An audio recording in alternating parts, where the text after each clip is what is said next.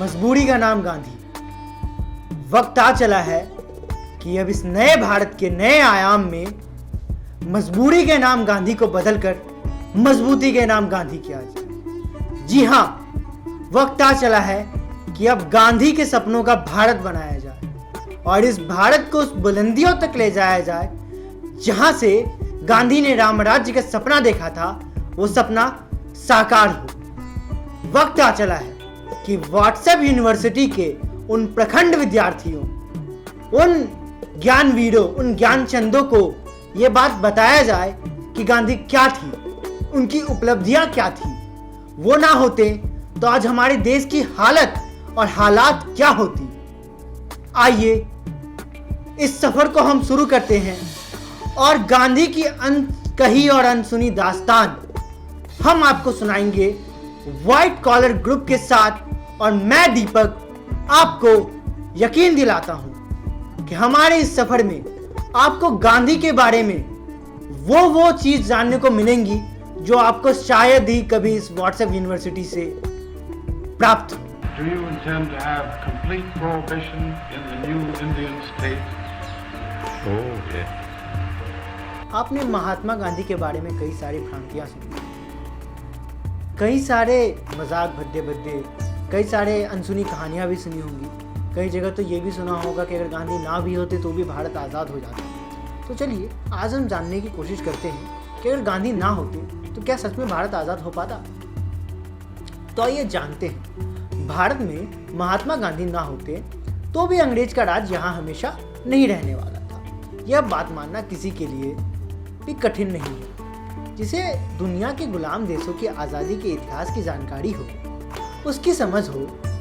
भारत की राष्ट्रीय स्वतंत्रता की लड़ाई में दरअसल 1915 से सक्रिय हुए थे गांधी। आज़ादी की जंग उससे आधी सदी पहले से चल रही थी। लेकिन महत्वपूर्ण बात यह है कि गांधी ने भारतीय स्वतंत्रता आंदोलन को अनोखा बना दिया। उनकी वजह से ही इसमें 3 खास बातें जुड़ी। पहली खासियत यह थी कि गांधी ने लोगों के मन में यह बैठा दिया था कि सत्य और अहिंसा और सत्याग्रह के रास्ते पर चलकर ही स्वराज मिलेगा।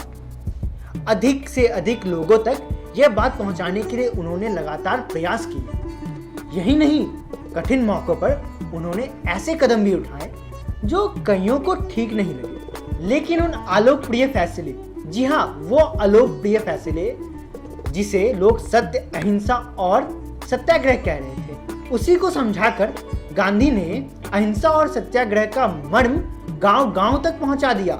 और जब इनका मतलब समझ में आ गया तो आम लोगों ने स्वतंत्रता आंदोलन को अपना बना लिया। उससे उनकी कोई दूरी ही नहीं रही। मानिए तो स्वतंत्रता आंदोलन से लोगों को प्यार हो गया, जो शायद ही इससे पहले कभी देखा गया होगा अगर 57 की लड़ाई को दूर रखा जाए तो। दूसरी खासियत यह है कि गांधी ने स्वराज की राजनीतिक और सामाजिक परिभाषा के बीच लंबे समय से चली आ रही उलझन को दूर कर दिया। उन्होंने कहा कि चाहे आर्थिक स्वराज हो, नैतिक स्वराज हो या राजनीतिक और सामाजिक स्वराज, ये एक दूसरे से अलग नहीं है। ये भी एक इमारत के 4 खंभे हैं। जैसे कि एक इमारत को खड़े रहने के लिए खंभों की जरूरत होती है, वैसे ही ये खंभे हैं। तीसरी खास बात यह थी कि गांधी ने अपनी कथनी और करनी में कोई फर्क नहीं आने दिया। आपको मैं बता दूं कि गांधी जो थे हमेशा कर्म के बगल में कार्य को बैठाते थे। अपने हमेशा कर्म और कार्य को कर्म के बगल में बैठाते थे। उनका कहना था कि अगर आप अपने कर्म अच्छे करेंगे तभी आपके कार्य अच्छे होंगे। उन्होंने निजी और सार्वजनिक जीवन में कोई भेद नहीं रखा। आश्रमों से शुरू करके जन आंदोलन तक उन्होंने हिंदू मुस्लिम दूरी और छुआछूत जैसी कुप्रथाओं पर वार किया। यही नहीं, उन्होंने महिलाओं को सार्वजनिक जीवन से दूर रखने की मर्यावादी परंपरा की जड़ें भी हिला दी। दरअसल मैं इस बीच आपको एक किस्सा सुनाता हूँ। गांधी जी जब अपने सत्याग्रह आंदोलन कर रहे थे तो वो सबसे पहले जब बिहार पहुंचे सत्याग्रह आंदोलन करने के लिए, तब गांधी जी अपने तन पर 2 कपड़ा धारण करते थे। खादी का कपड़ा वो तब भी पहनते थे, एक तन के ऊपर रखते थे, एक तन के नीचे। दरअसल वो कस्तूरबा गांधी के साथ जब सुबह सुबह टहल रहे थे तो उन्होंने पोखर पर, गांव में नदी को पोखर कहा जाता है, वहां पे एक महिला को उन्होंने अर्धनग्न व्यवस्था में देखा और उन्होंने कहा कि अगर मेरी देश की जनता के पास आज भी पहनने के लिए कपड़े नहीं है तो मुझे ये अधिकार नहीं है कि मैं अपने शरीर को पूरा ढकूं। और उन्होंने उसी समय से अपने शरीर का एक जो कपड़ा का भाग था उसका त्याग कर दिया।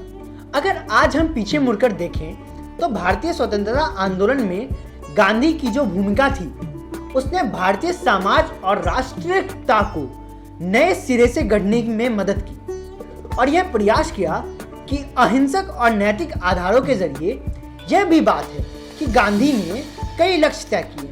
उनमें से कई मामलों का आधा अधूरापन रहा, जैसे हिंदू मुस्लिम अलगाववाद की ताकतों ने अंग्रेज शासकों की मदद से गांधी की आंख के आगे ही भारत का बंटवारा कर दिया। लेकिन स्वराज की जो दिशा देश ने गांधी के 3 दशकों के प्रयासों से पहचानी और स्वीकारी थी, उस राह पर चलना भारत की जिम्मेदारी बन गया। गांधी ने राष्ट्रीयता का जो रूप हमारे सामने रखा वो किसी एक पहलू तक सीमित नहीं था, एकांगी नहीं था, उसमें सबके लिए जगह है, वह बहुआयामी है। उसने सभी धर्मों को एक समान मानने, सभी भाषाओं का सम्मान करने, पुरुषों और महिलाओं को एक बराबर का दर्जा देने और दलित गैर दलित दलितों के बीच की युगों से चली आ रही खाई को पटाने पर जोर दिया। आपको बता दें कि गांधी ही वो थे जिन्होंने दलित को हरिजन कहकर संबोधित किया था। उनका मानना था कि जो दलित हैं वो हरिके-जन हैं। जब संविधान बनाया गया तो इस बात का पूरा ख्याल रखा गया कि बहुआयामी राष्ट्रीयता के जिस स्वरूप पर गांधी ने जोर दिया था उसे बनाए रखा जाए। आज आप उन देशों पर नजर डालिए जिन्हें हमारे देश की आजादी के आसपास से गुलामी से छुटकारा मिला था। आप पाएंगे कि भारत में राष्ट्र एकता की भावना कहीं ज्यादा मजबूत है। हम लोग अभी भी राष्ट्रवाद को अपने दिल से लगाए बैठे रहते हैं। उन देशों के मुकाबले भारत की लोकतांत्रिक व्यवस्था बेहतर है। समाज के आखिरी पायदान पर मौजूद व्यक्ति को अकेला ना छोड़ दिया जाए, उसका जीवन भी सुधरे। इसका जो संकल्प हमारे यहाँ दिखता है वो शायद ही किसी देश में दिखे। उन देशों में कई उतार चढ़ाव के बावजूद अगर हम आज भी बेहतर देश बने हुए हैं तो वो उसकी एक बड़ी वजह है हम सबको साथ लेकर चलने वाली राष्ट्रीय की भावना है, जिसके लिए महात्मा ने प्रयास किया था। ऐसी और किस्सों और कहानी से जुड़े रहने के लिए आप जुड़े रहें व्हाइट कॉलर न्यूज के साथ। तब तक के लिए धन्यवाद।